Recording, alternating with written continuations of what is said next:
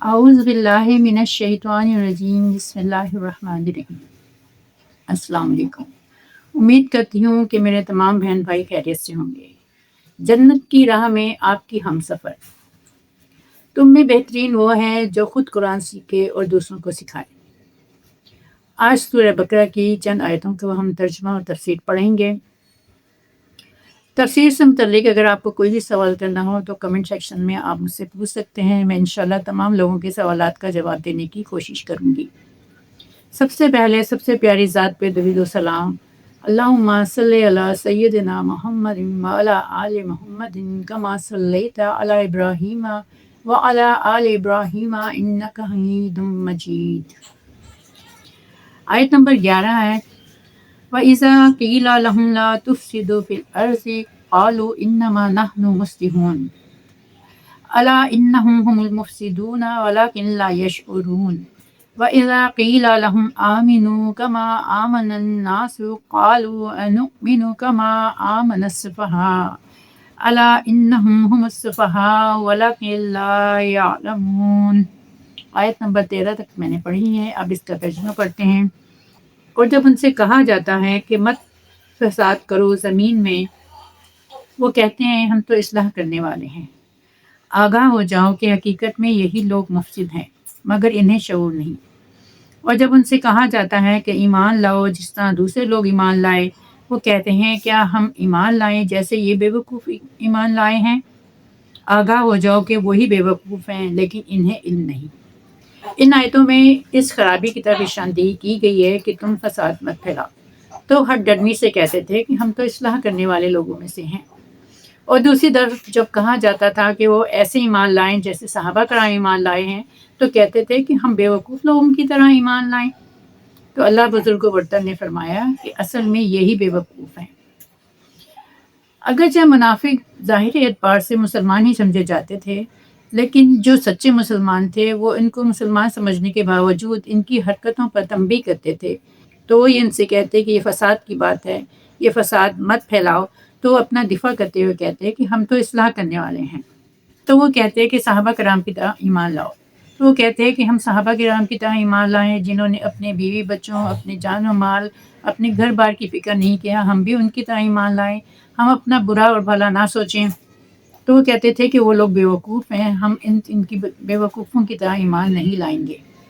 تو اللہ نے کہا کہ دراصل بیوقوف لوگ یہی ہیں جو چند روزہ زندگی کو اپنی حقیقی زندگی سمجھ بیٹھے ہیں اور اللہ اور اس کی رسول کی اطاعت کر کے اپنے لیے جنت واجب نہیں کر رہے اور جہنم کو اپنے لیے واجب کر لیا۔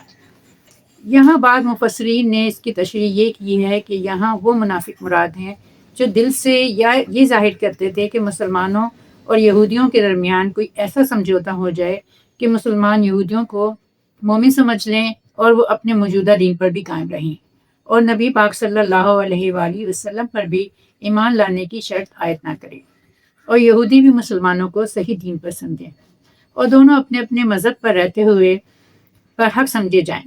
اس کو سمجھوتا سمجھتے تھے اور کہتے تھے کہ ہمارے پیارے نبی صلی اللہ علیہ وآلہ وسلم ہمارے دین کو باطل قرار نہ دیں اور ہم ان کے دین کو باطل قرار نہ دیں۔ اس سمجھوتے کو وہ اصلاح کرنا قرار دیتے تھے۔ وہ یہ سمجھتے تھے کہ اس طرح سے وہ ہم آہنگی پیدا کرنا چاہتے ہیں، کیونکہ یہ لوگ بھی منافقین کے زمرے میں آتے ہیں، کیونکہ حق اور باطل کا ملاپ نہیں ہو سکتا۔ جیسے جھوٹ بولنے والا اور سچ بولنے والا دونوں ایک نہیں ہو سکتے، جیسے گناہ کرنے والا اور نیکی کرنے والا ایک نہیں ہو سکتے، بالکل اسی طرح حق اور باطل کو ملا کر ان صحیح کرنے والے کو منافق ہی کہا جاتا ہے۔ وہ یہ شاندار نظریہ سمجھتے تھے کہ وہ بہت زیادہ ایک اچھا منصوبہ لے کر آئے ہیں اور اس کو وہ سمجھتے تھے کہ وہ اصلاح کرنے والے ہیں، اس طرح سے دنیا میں فساد نہیں پھیلے گا۔ لیکن یہ وہی بات ہے کہ اگر آپ کسی بیماری کو جڑ سے ختم نہ کرنا چاہیں اور اس کے لیے کسی کو دوا اس لیے نہ دینے دیں کہ یہ کڑوی دوا ہے، تو یقیناً وہی آپ کا دشمن ہے۔ یعنی جو یہ مسلمان ہوتے تھے وہ یہ ان لوگوں سے، ان منافقین سے وہ یہی کہتے تھے کہ ان لوگوں کے بارے میں جس طرح سے صحابہ کرام ایمان لے کر آئے ہیں، یعنی جس طرح سے رسول اکرم صلی اللہ علیہ وآلہ وسلم کی ٹھیک ٹھیک پیروی کرو، جو رسول حکم دیں اس پر عمل کرو اور جس عمل سے وہ منع کر دیں اس سے رک جاؤ، جنگ کے لیے کہیں تو جنگ کے لیے نکلو، اپنے مال کے لیے کہیں تو مال پیش کرو۔ تو اس عمل کو وہ کہتے تھے کہ ہم بے وقوف لوگوں کی طرح ایمان لے کر آئیں۔ تو اللہ تعالیٰ نے کہا ہے کہ آگاہ ہو جاؤ کہ وہی بے وقوف ہیں، لیکن انہیں علم نہیں۔ اب اس ویڈیو کو ویوز کے لیے تو میں لمبا نہیں کرنا چاہوں گی، میرا مقصد صرف اللہ کی ذکر کو بلند کرنا ہے۔ جتنا آپ اسے سنتے جائیں اور شیئر کرتے جائیں، اتنی میری حوصلہ افزائی ہوتی رہے گی۔ میری دعا ہے کہ اللہ مجھے، آپ کو، تمام معصوم بچوں، بے زبان جانوروں، پرندوں اور پودوں کو اپنی حفاظت میں رکھے، آمین۔ اگر آپ پودوں کو سوکھتے ہوئے دیکھیں تو ان میں پانی ڈال دیا کریں۔ انشاءاللہ آپ سے اگلی ویڈیو میں ملاقات ہوگی۔ اپنا اور اپنے پیاروں کا خیال رکھیں۔ السلام علیکم ورحمۃ اللہ وبرکاتہ۔